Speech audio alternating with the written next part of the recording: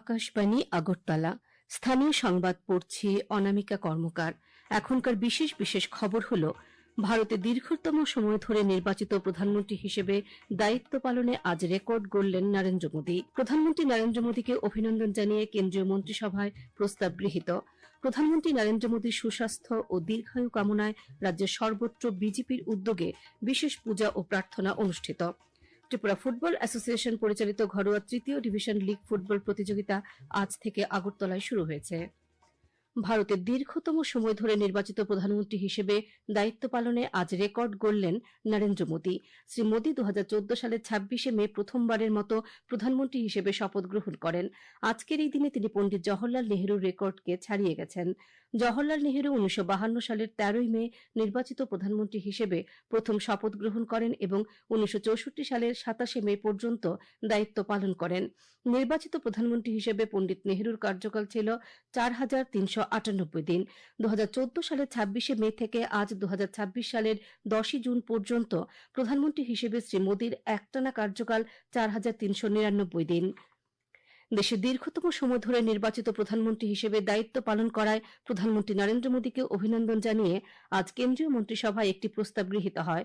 তথ্য ও সম্প্রচার মন্ত্রী অশ্বিনী বৈষ্ণব বলেন, এই প্রস্তাবটি জাতির প্রতি শ্রী মোদীর নিরন্তর সেবার এক ঐতিহাসিক মাইলফলক এবং এতে তার বিভিন্ন অঙ্গীকার ও অর্জনের রূপরেখা তুলে ধরা হয়েছে। তিনি বলেন, এই যুগান্তকারী অর্জনের জন্য প্রধানমন্ত্রীকে অভিনন্দন জানাতে মন্ত্রিসভা একটি 7 দফা প্রস্তাব গ্রহণ করেছে।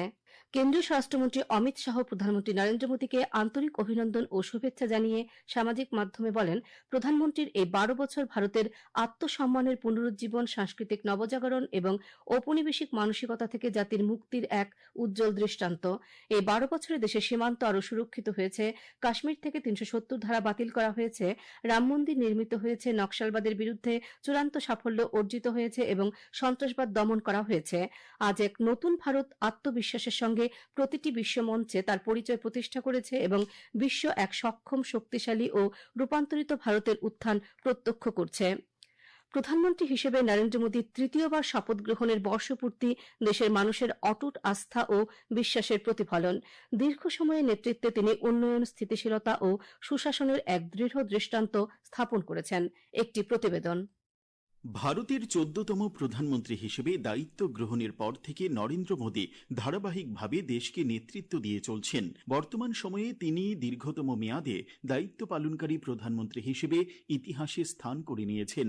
আজকের দিনে তিনি পণ্ডিত জওহরলাল নেহরুর রেকর্ডকে ছাপিয়ে গেছেন। 1952 সালের 13ই মে থেকে নির্বাচিত প্রধানমন্ত্রী হিসেবে পণ্ডিত নেহরুর কার্যকাল ছিল 4398 দিন, আর আজ 2026 সালের 10ই জুন পর্যন্ত প্রধানমন্ত্রী হিসেবে শ্রী মোদীর একটানা কার্যকাল 4399 দিন। এই সময়ে পরিকাঠামো উন্নয়ন, ডিজিটাল রূপান্তর, অর্থনৈতিক অগ্রগতি এবং সামাজিক সুরক্ষার ক্ষেত্রে নজিরবিহীন সাফল্য অর্জিত হয়েছে। সরকারের বিভিন্ন জনমুখী উদ্যোগ সাধারণ মানুষের জীবনযাত্রায় এনেছে ইতিবাচক পরিবর্তন। দেশের সর্বত্র পৌঁছে যাচ্ছে উন্নয়নের আলো। ফলে প্রধানমন্ত্রী নরেন্দ্র মোদীকে ঘিরে আছে দেশ বিদেশের অফুরান শুভেচ্ছা এবং অভিনন্দনের স্রোত। সাংসদ রাজীব ভট্টাচার্য এক শুভেচ্ছা বার্তায় বলেন, আজকের দিনটা আরো ঐতিহাসিক এই কারণে, কারণ আমাদের দেশের প্রথম প্রধানমন্ত্রী এই সময়কাল যেটাকে রেকর্ড করেছে এবং ঐতিহাসিক দিকে এগিয়ে গেছে। আমাদের দেশের জননেতা, আমাদের বিশ্ব নেতা যশস্বী প্রধানমন্ত্রী নরেন্দ্র মোদী এবং ওনার নেতৃত্বে দেশ বিকশিত সংকল্প যাত্রায় সমাজের গরিব অংশের মানুষ বলুন, সমাজের শ্রমিক বলুন, সমাজের কৃষক বলুন, যুব বলুন, মহিলা বলুন, প্রত্যেকের জন্য যেভাবে কাজ করেছেন আমরা তাতে অত্যন্ত আনন্দিত দেশবাসী। আজকে সারা দেশে আমাদের প্রধানমন্ত্রী নরেন্দ্র মোদীজির এই ঐতিহাসিক সফরকে সাক্ষী রেখে আজকে আমাদের বিভিন্ন জায়গায় পূজা অর্চনা করছেন। প্রধানমন্ত্রী হিসেবে নরেন্দ্র মোদীর নেতৃত্ব শুধু প্রশাসনিক সাফল্যের মধ্যেই সীমাবদ্ধ নয়, বরং তিনি দেশের মানুষের মনে আত্মবিশ্বাস, গর্ব এবং নতুন স্বপ্ন দেখার প্রেরণা জাগিয়েছেন। তার নেতৃত্বে আত্মনির্ভর ভারতের লক্ষ্যে এগিয়ে চলছে দেশ। এর মধ্যে এ 12 বছর আসলে পরিবর্তনের গল্প, উদীয়মান, আত্মবিশ্বাসী এবং উন্নত ভারতের গল্প। রাহুল লোধের প্রতিবেদন, আকাশবাণী সংবাদ, আগরতলা। মুখ্যমন্ত্রী অধ্যাপক ডাক্তার মানিক সাহা আজ প্রধানমন্ত্রী নরেন্দ্র মোদীকে শুভেচ্ছা জানিয়ে এক বার্তায় বলেন, প্রধানমন্ত্রী শ্রী মোদীর নেতৃত্বে বিগত ১২ বছরে ভারত বিভিন্ন ক্ষেত্রে অভূতপূর্ব অগ্রগতি প্রত্যক্ষ করেছে। প্রধানমন্ত্রী দূরদর্শী নেতৃত্বে উন্নয়ন, সুশাসন এবং সবার জন্য অন্তর্ভুক্তিমূলক প্রবৃত্তির উপর ভিত্তি করে একটি শক্তিশালী, সমৃদ্ধ ও আত্মনির্ভরশীল ভারতের লক্ষ্যে দেশ তার অগ্রযাত্রা অব্যাহত রেখেছে। দেশের দীর্ঘতম সময়ের প্রধানমন্ত্রী নরেন্দ্র মোদীর সুস্বাস্থ্য ও দীর্ঘায়ু কামনায় আজ রাজ্যের সর্বত্র বিজেপির উদ্যোগে বিশেষ পূজা ও প্রার্থনার আয়োজন করা হয়। মোহনপুর বাজারে কালী মন্দিরে আয়োজিত বিশেষ পূজা ও প্রার্থনায় উপস্থিত ছিলেন বিদ্যুৎ মন্ত্রী রতনলাল নাথ। ঊনকোটি জেলায় বিভিন্ন মন্দিরে বিশেষ পূজা পাঠ প্রার্থনা অনুষ্ঠিত হয়। ফটিকরায় চেবড়ি চৌমুহনীর কালী মন্দিরে আয়োজিত অনুষ্ঠানে উপস্থিত ছিলেন তপশিলি জাতি কল্যাণ মন্ত্রী সুধাংশু দাস। কৈলাসশহরের কৈলাসেশ্বরী কালীবাড়িতেও আজ বিশেষ পূজা অনুষ্ঠিত হয়। আগরতলায় মেহের কালীবাড়িতে বিশেষ পূজা অর্চনায় উপস্থিত ছিলেন আগরতলা পুর নিগমের মেয়র দীপক মজুমদার। বিজেপির উত্তর পূর্বাঞ্চলের আসাম ও ত্রিপুরা রাজ্যের সংগঠন মন্ত্রী রবীন্দ্র রাজু। সোনামুড়া মহকুমার মধুবন কালীবাড়িতে আয়োজিত অনুষ্ঠানে উপস্থিত ছিলেন সিপাহীজলা জেলা পরিষদের সহকারী সভাধিপতি পিন্টু আইচ, সোনামুড়া নগর পঞ্চায়েতের চেয়ারপারসন শারদা চক্রবর্তী, মেলাঘর পুর পরিষদের চেয়ারপারসন অনামিকা ঘোষ পাল রায়। বিশালগড়ের জগন্নাথ জিও মন্দিরের অনুষ্ঠানে উপস্থিত ছিলেন বিধায়ক সুশান্ত দেব। আগরতলার ইন্দ্রনগর কালী মন্দিরে পূজা অর্চনায় উপস্থিত ছিলেন সমাজ কল্যাণ ও সমাজ শিক্ষামন্ত্রী টিঙ্কু রায়। চাকমাঘাট শিব মন্দিরে পূজা অর্চনায় উপস্থিত ছিলেন জনজাতি কল্যাণ মন্ত্রী বিকাশ দেববর্মা। মাতাবাড়ি ত্রিপুরা সুন্দরী মন্দিরে পূজা দেন পর্যটন মন্ত্রী সুশান্ত চৌধুরী। আপনারা খবর শুনছেন আকাশবাণী আগরতলা কেন্দ্র থেকে। কেন্দ্রীয় সরকার আগামী ১ জুলাই থেকে ভিবিজি রামজি চালুর লক্ষ্যে সারা দেশের রাজ্য এবং কেন্দ্রশাসিত অঞ্চলগুলোর জন্য ৯৫,৬৯২ কোটি টাকার একটি অন্তর্বর্তীকালীন বরাদ্দ দিয়েছে। এর মধ্যে ত্রিপুরা পেয়েছে ১,০৪১ কোটি ৭ লক্ষ টাকা। গতকাল নয়াদিল্লিতে কেন্দ্রীয় কৃষিমন্ত্রী শিবরাজ সিং চৌহান এক বৈঠকে জানান, বরাদ্দকৃত এই অর্থ সারা দেশের প্রায় ২,৮০,০০০ গ্রাম পঞ্চায়েতের কাছে পৌঁছবে। উচ্চশিক্ষামন্ত্রী কিশোর বর্মন রাজ্যে দুটি নতুন সরকারি বিশ্ববিদ্যালয় এবং ৪টি নতুন সাধারণ ডিগ্রি কলেজ প্রতিষ্ঠার লক্ষ্যে বিশেষ আর্থিক সহায়তার জন্য কেন্দ্রীয় সরকারের কাছে অনুরোধ জানান। গতকাল নয়াদিল্লিতে কেন্দ্রীয় শিক্ষামন্ত্রী ধর্মেন্দ্র প্রধানের সঙ্গে রাজ্যের উচ্চশিক্ষা সংক্রান্ত বিভিন্ন বিষয় নিয়ে আলোচনাকালে তিনি এই অনুরোধ জানান। আইআইটি খড়গপুরের সহযোগিতায় সরকারি ডিগ্রি কলেজগুলিতে দক্ষতা ভিত্তিক ও বৃত্তিমূলক পাঠ্যক্রম চালু ও সম্প্রসারণের প্রস্তাব নিয়েও আলোচনা করা হয়। পুলিশ মহানির্দেশক অনুরাগ তদন্ত কার্যে সাফল্যের জন্য আজ ৯ জন পুলিশ আধিকারিক ও ২ জন পুলিশ কর্মীকে পুরস্কৃত করেছে। আজ আগরতলায় পুলিশ সদর দপ্তরে আয়োজিত অনুষ্ঠানে পুলিশ মহানির্দেশক তাঁদের হাতে শংসাপত্র তুলে দেন।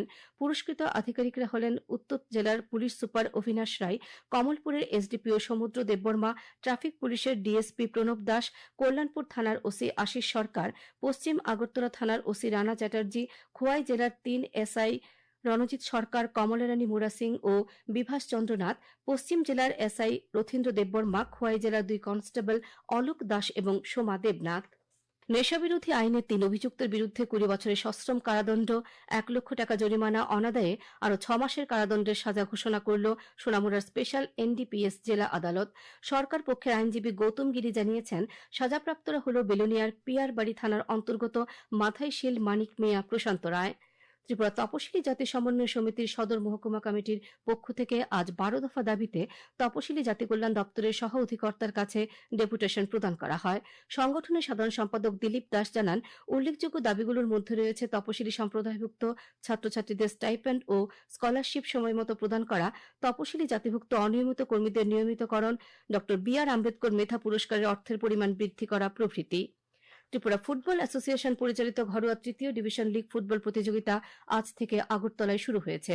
উমাকান্ত মিনি স্টেডিয়ামে অনুষ্ঠিত উদ্বোধনী খেলায় ইউনাইটেড বিএসটি ২-১ গোলে উমাকান্ত কোচিং সেন্টারকে পরাজিত করে। মোট ১৪টি দল আসরে অংশ নিয়েছে। ত্রিপুরা ক্রিকেট অ্যাসোসিয়েশন পরিচালিত মেয়েদের ঘরোয়া ক্রিকেট প্রতিযোগিতার আজ ৪টি খেলা হয়। নরসিংগড়ের টিআইটি মাঠে অনুষ্ঠিত খেলায় জিবি প্লে সেন্টার ৩৯ রানে রয়্যাল কোচিং সেন্টারকে এবং এমবিবি স্টেডিয়ামে কর্নেল কোচিং সেন্টার ১৮৮ রানে স্ফুলিঙ্গ ক্লাবকে, তালতলা মাঠে চাম্পামুড়া কোচিং সেন্টার ২ উইকেটে ক্রিকেট অনুরাগী কোচিং সেন্টারকে এবং নরসিংগড়ের পিটিএ মাঠে মডার্ন ক্রিকেট একাডেমি ২২ রানে ব্রাইট ক্লাবকে পরাজিত করে। আবহাওয়ার খবর। আগামী 24 ঘন্টায় রাজ্যের সবকটি জেলায় বজ্র বিদ্যুৎ সহ ভারী বৃষ্টিপাতের সতর্কতা জারি করেছে আবহাওয়া দপ্তর। আগামীকাল দিনে সর্বোচ্চ তাপমাত্রা 33 ডিগ্রি সেলসিয়াস এবং সর্বনিম্ন 25 ডিগ্রি সেলসিয়াসের কাছাকাছি থাকতে পারে। আজ দিনের সর্বোচ্চ তাপমাত্রা ছিল 34.8 ডিগ্রি সেলসিয়াস এবং সর্বনিম্ন 23 ডিগ্রি সেলসিয়াস। বিকেল 5:30 পর্যন্ত বৃষ্টি হয়েছে 6.2 মিলিমিটার। শেষ করার আগে বিশেষ খবর আরেকবার। ভারতের দীর্ঘতম সময় ধরে নির্বাচিত প্রধানমন্ত্রী হিসেবে দায়িত্ব পালনে আজ রেকর্ড গড়লেন নরেন্দ্র মোদী। প্রধানমন্ত্রী নরেন্দ্র মোদীকে অভিনন্দন জানিয়ে কেন্দ্রীয় মন্ত্রিসভায় প্রস্তাব গৃহীত। প্রধানমন্ত্রী নরেন্দ্র মোদীর সুস্বাস্থ্য ও দীর্ঘায়ু কামনায় রাজ্যের সর্বত্র বিজেপির উদ্যোগে বিশেষ পূজা ও প্রার্থনা অনুষ্ঠিত। ত্রিপুরা ফুটবল অ্যাসোসিয়েশন পরিচালিত ঘরোয়া তৃতীয় ডিভিশন লীগ ফুটবল প্রতিযোগিতা আজ থেকে আগরতলায় শুরু হয়েছে। স্থানীয় সংবাদ আজকের মতো এখানেই শেষ হলো। পরবর্তী বাংলা স্থানীয় সংবাদ প্রচারিত হবে আগামীকাল সকাল 7:35 মিনিটে।